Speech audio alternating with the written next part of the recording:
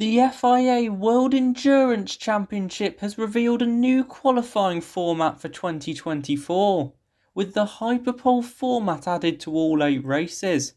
But how will it work? Let's take a look.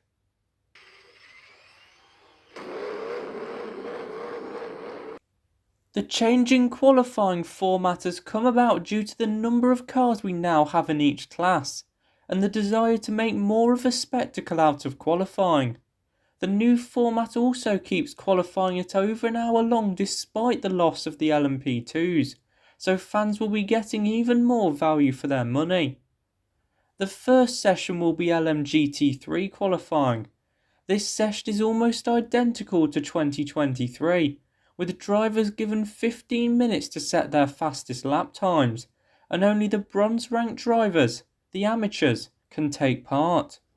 No refueling is allowed, but teams can change tyres if they wish, although all of the tyres used here come out of a team's race allocation, and the clock will be stopped for any red flags.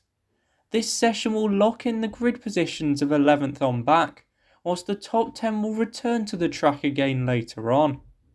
But before then, Hypercar will have its own 15-minute session, which will follow a similar format, with it being all about making the top 10 of the 19-car Hypercar field. The only difference between LMGT3 and Hypercar is that Hypercar has open choice of driver, which will mean teams roll out the best of the best. Given how close the midfield was in Hypercar this year, we should be in for an incredible fight every weekend to try and make the top 10. Then, the top 10 in LMGT3 will return to the track for Hyperpole.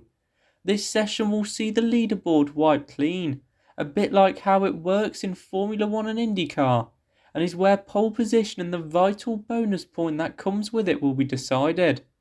Each car in Hyperpole will also be given an extra set of soft tyres for use in this session only. And finally, we'll have the big spectacle, Hypercar Hyperpole, where we get to see the fastest sports cars in the world go full chat and decide our overall pole sitter. The length of the Hyperpole session is yet to be confirmed in the regulations, but due to how long it takes for the tyres to warm up, it should be 10 to 15 minutes.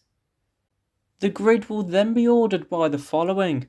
The results of Hypercar Hyperpole make up the top 10, followed by all of the other Hypercars, ordered by their best time in qualifying. We repeat this for LMGT3, although an empty space might be left to make sure the LMGT3 pole sitter starts on the odd side of the grid. And finally, any car which doesn't set a time in normal qualifying will have to start at the very back, and it's worth noting cars which cause a red flag can lose all of their lap times. If you cause a red flag in Hyperpole, you will only be demoted to the back of Hyperpole. The new format should take around 80 minutes to complete, only a 15-minute increase on 2023, with around 5 minutes more on-track action. Personally, I think it's a step in the right direction, but I'd like to see some more tweaks made to it in the future. And it's important to note that the 24 Hours of Le Mans is covered by a different set of regulations, and as such will have a different format to the other races on the calendar. And if you want to find out more about the calendar, just click the video on your screen. What are your thoughts on this new qualifying format? Please let me know in the comments below. And whilst you're down there, why not press that like button and subscribe to the channel? It really helps me out.